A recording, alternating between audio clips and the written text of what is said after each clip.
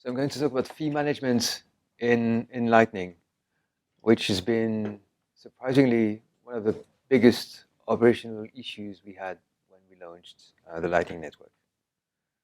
So again, the idea of Lightning is you have transactions that are not published but publishable.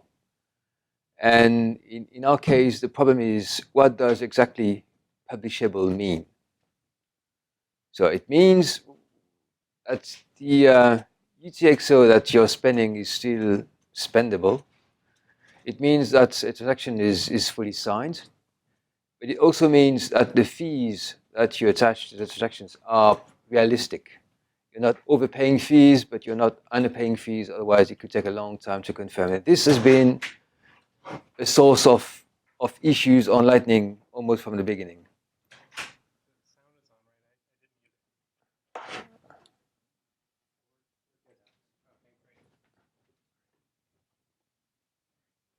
Okay, so the current status on fee management is Lightning is that the funder, the one who opens a channel, pays on-chain fees. And to adjust the fee rate, because obviously if you leave your channel open for a long time, the fee rate, the on-chain fee rate will change. So what you're supposed to do is you're supposed to monitor the on-chain fees and adjust what you want to apply by sending to your peer an update fee message, which says, okay, this is what I would want to apply for on-chain fees for the commitment transaction. And the fundee can refuse an update fee message and close the channel. So do you know why the fundee would care about on-chain fees? Do you have any idea why it would matter also on the fundee side to avoid having fees that are not realistic? I mean, if the fundee has a balance bigger than the founder's one, is want to the chain to be closed, right? No. Again, the funder pays on-chain fees. So why does it matter for the fundee to have fees that are realistic? Because the funding may have a balance in the channel and interest. No. Look again at this. This is what a commitment transaction in Lightning looks like. You have typically one output for. This is Alice's commitment transaction. So there's one output for her that is sends her money after a delay, and that is spendable by Bob if he knows the verification key. There's the two remote output that just sends money to Bob, and you have one output for each incoming or outgoing HTLC. Okay, and for each of these pending payments, you have a second stage transaction, a timeout transaction for offered HTLCs and success transaction for received HTLCs. And these transactions, they must pay fees to. Okay, and funder pays fees. But if I'm Bob, and if I have an HTLC that is offered by Alice, I like to make sure that sorry, if I'm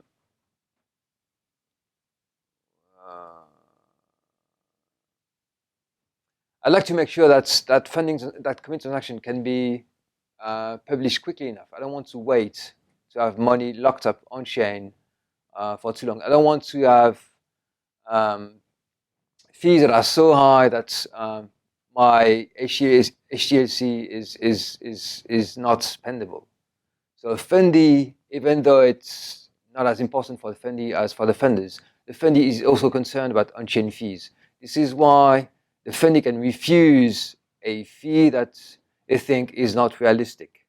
And this has been the most common source of channels getting closed on Lightning for a really long time. Like during the first month, basically, I would say half of the channels getting closed problems we saw were caused by fee mismatch, or all implementations have a different name for the error you see, but basically you would see a huge spike in fees, or you would see a huge change in fees. You would send an update fee message and your channel would get closed because on the other side, the fee estimator had not seen the spike yet. So what Why do they close the channel instead of renegotiating the fee? How do you renegotiate the fee? Or because you don't know where you're talking It's really harsh, but basically, if you don't like the update fee you receive, you close the channel, and it's being a source of huge problems at the beginning. And what happened is implementations all became very lax. So basically now all implementations will accept almost any fee change, which is not too good because having fees that are too high or too low will have an impact on the UX of Lightning. If your closing transaction takes days to be confirmed, it's a problem. If you're overpaying fees a lot, it's also a problem. So it's not too nice. And it's not a problem that can be solved because predicting a good fee rate is strictly impossible. It's like predicting the future. So you can look at the mempool, you can look at whatever you want. Having a good fee prediction algorithm doesn't make sense. And some people say, okay, but maybe by looking at the mempool, I could figure out something really clever. And it won't work. And do you know why it wouldn't work? It's a common problem when you have like trading algorithms. I don't know if you've seen research papers on smart trading algorithms, but people always look at historical data and say, okay, if I was to apply a really smart strategy, look at what I could have won using historical data. But this is really flawed. Do you know why it's flawed? Yes. It works very well when you look at historical data and say, okay, I'm the only one that knows, that implements this specific algorithm. So if I apply this to data to past data, I'm going to win. But if everybody is using the same algorithm, then gains are cancelled out. And when you see, it's something I learned by talking to someone who did research on algorithmic trading. Most research papers will never do that thing. We'll never say, okay, what happens if everyone is using my robots? Nobody does that because then nobody wins anything. And it's the same with fee estimators. If everyone has a really, really smart fee estimator, it's not going to work. To work, it means you're the only one that can actually use your fee estimator, and this just doesn't happen. So predicting a good fee rate is a red herring. It's not going to work. So we need something else. So now we have a problem, and since you're all Bitcoin experts by now, you should be able to figure out the solution. You have a signed commitment transaction. You have a signed Bitcoin transaction. You like the fees. The fees are too low. How do you increase fees without getting the other party to sign the transaction again? Okay, that's one answer is CPFP. You all know what CPFP means. Okay, CPFP doesn't work. Why doesn't it work? Yes. Who said it's locked? Okay, that's because it's locked. So it's the first thing that We should change. the first thing that comes to mind. And I made the same mistake, I don't know how many times. A Christian always told me, no, you can't use CPFP. I guess he told me maybe 20 times because of the lock time. So CPFP doesn't work because you have a lock time. So you can't spend the transaction until it's been, and it doesn't work. So what are the other options? CPFP is out. What's left? Yeah, okay, but You might. okay, but I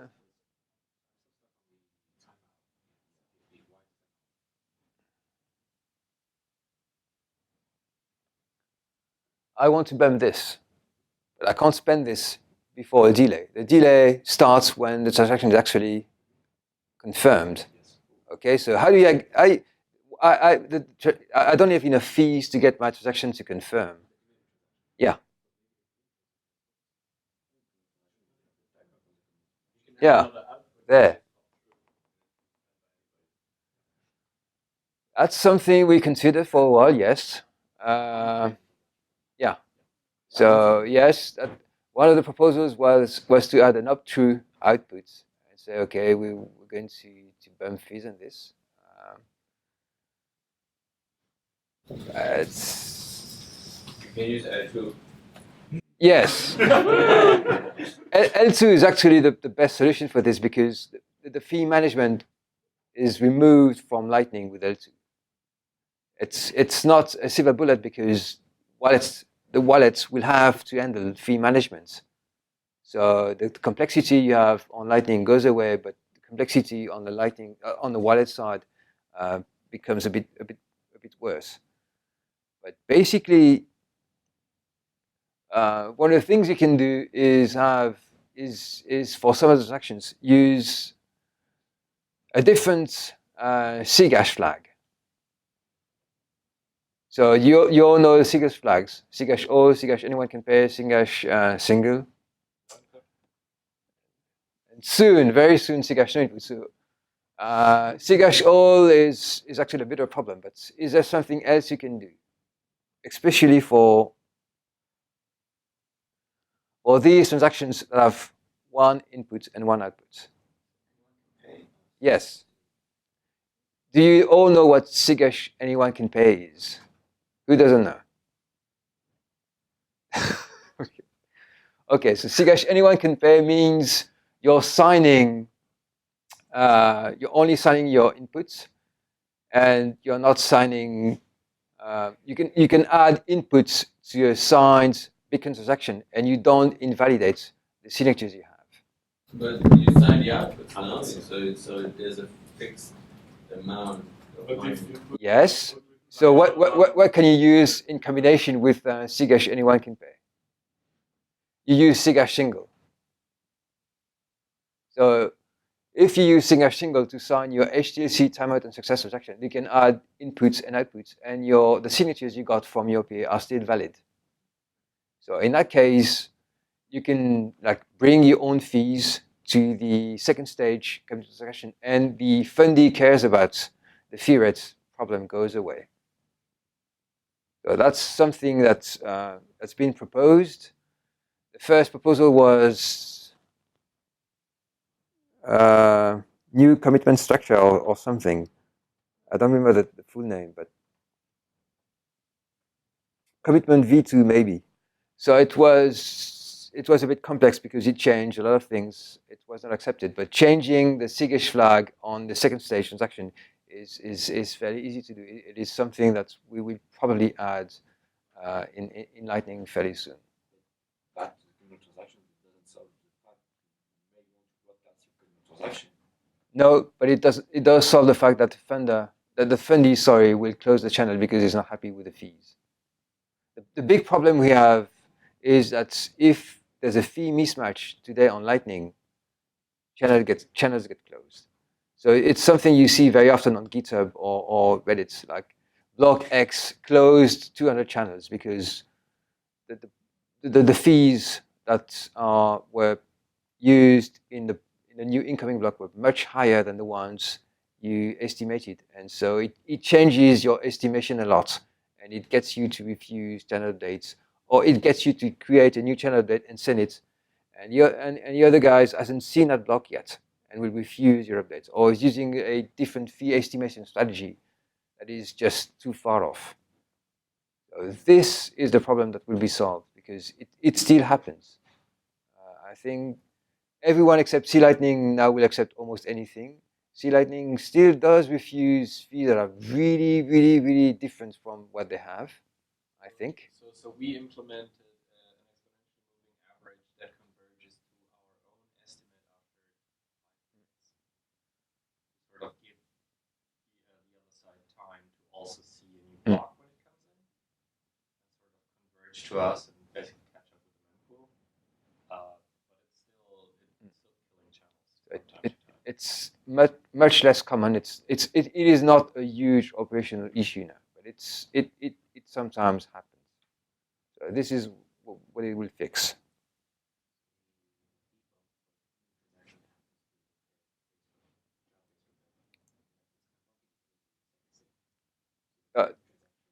No, basically what it means is you don't have to worry about fees for the second session actions. You can just bring your own fees. You can just add inputs and outputs. This is something that will be used everywhere with L2. L2, basically, there are no fees in Lightning transactions. You have to supply your own inputs and outputs.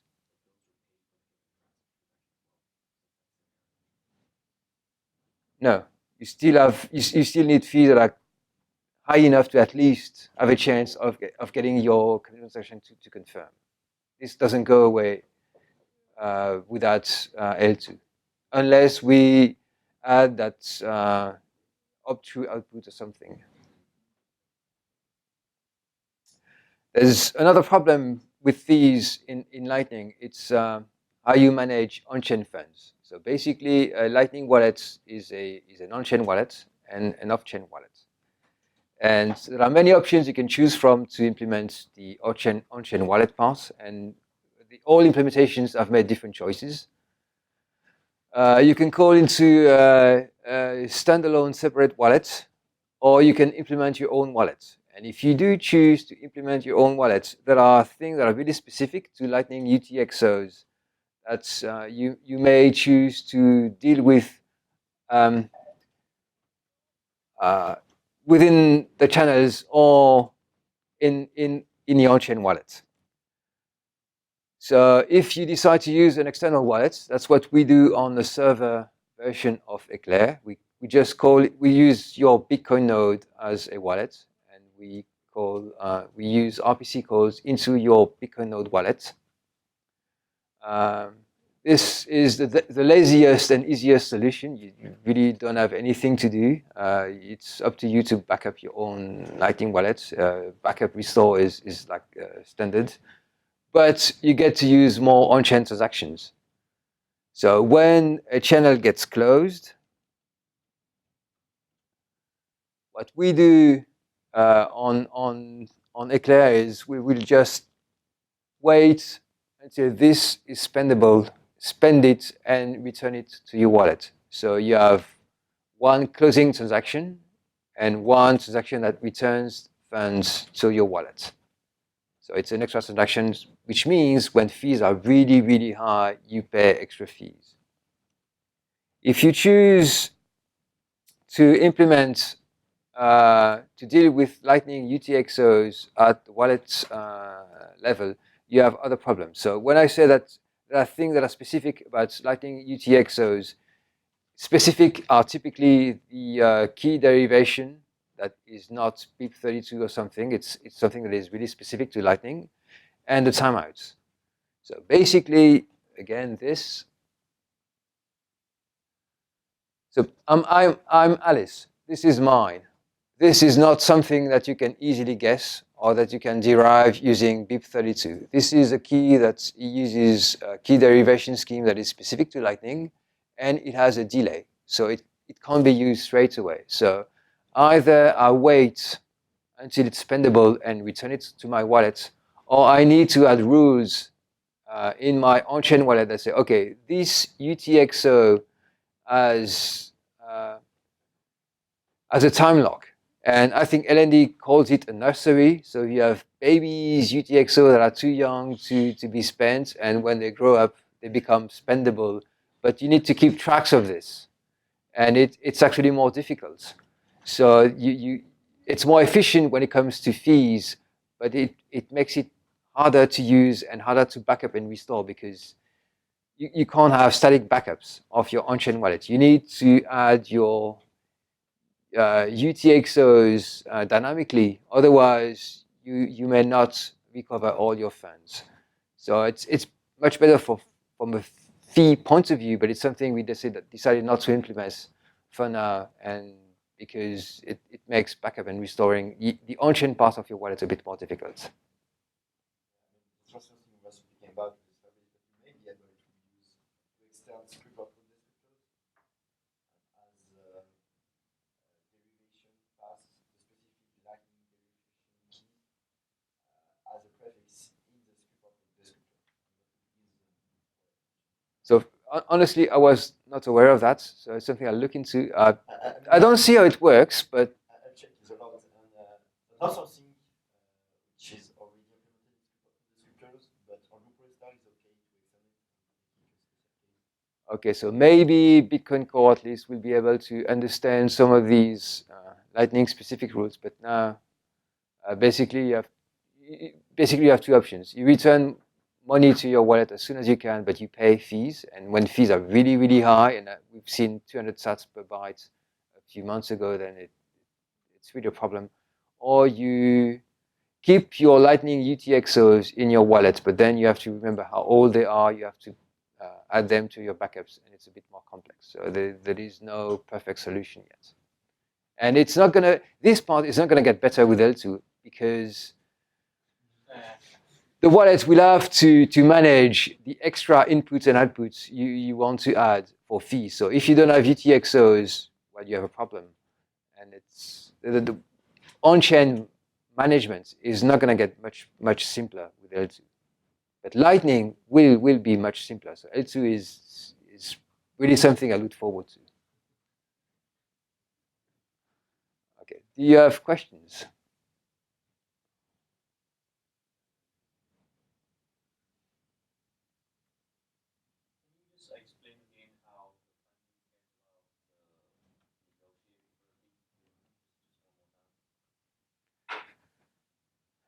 Okay. If I'm Fendi, and if I have, well, first of all, I may want the commitment transaction to be confirmed quickly, because I don't want to have to wait days or weeks before it's suspendable for me. And also,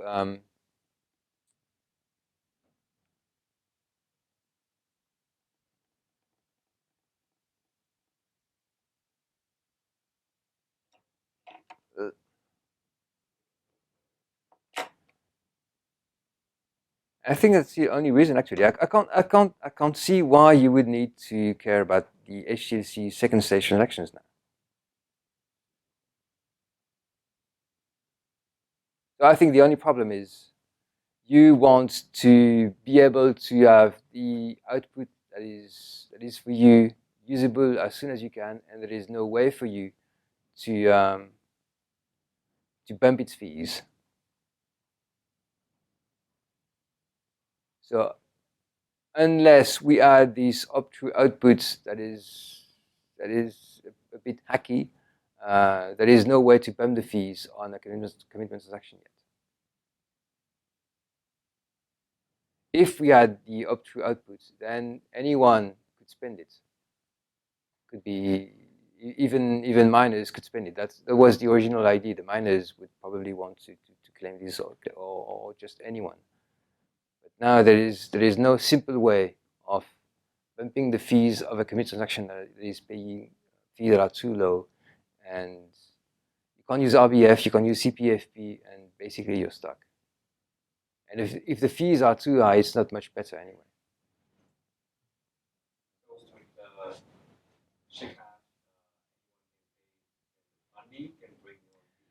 If SIGHASH, with SIGHASH anyone can pay in SIGHASH single, then you don't need you don't need to worry about fees for these transactions. You could have zero fees on these transactions, and when you want to spend them, you can add any input and output you want. Only for the Yes, because it's one input, one output. So SIGHASH single combined with SIGHASH anyone can pay is a nice fit, but it doesn't work for the commitment transaction.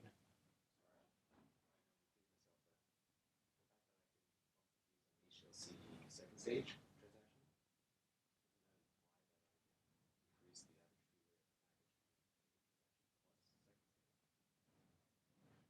No, because this has to be confirmed first.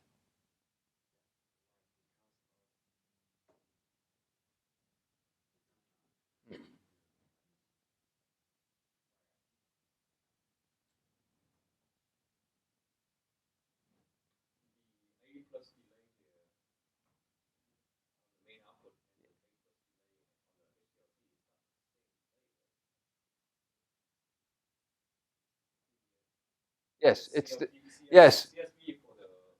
That's the same delay. Basically, it's the delay that Bobs need to punish Alice if she tries to cheat. So this is the same delay. What's about SIGHASH or SIGHASH and you can bake on the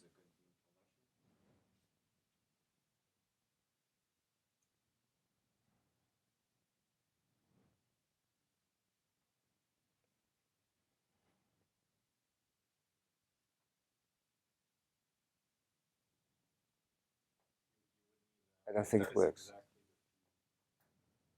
yeah, you can add an output.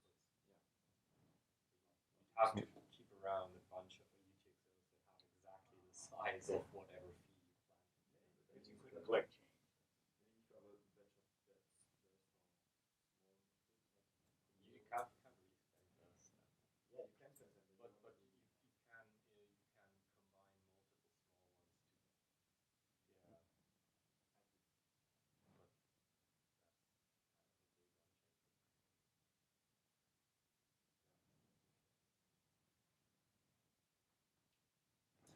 Yeah. Something that is, these are outputs, and there's one input in the community transaction. These are all outputs. Maybe it's not. It's a bit confusing on the diagram, but I mean, you can do SIGHASH plus SIGHASH and you can bake.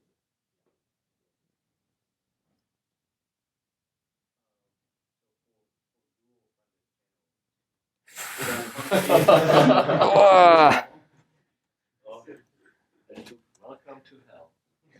That's one of the reasons why we don't have dual friendly channels in Lightning, because it makes a lot of things much more complex.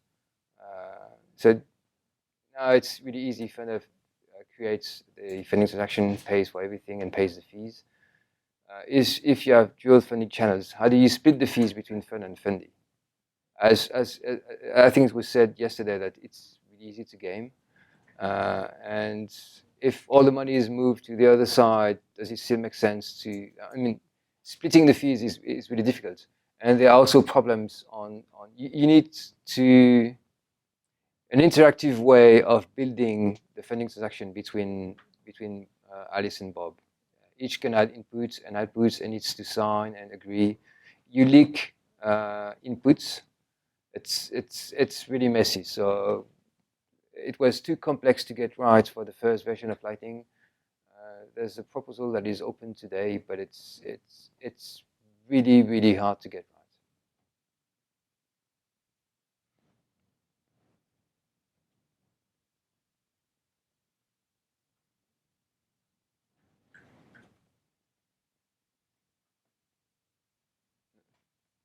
right. Okay.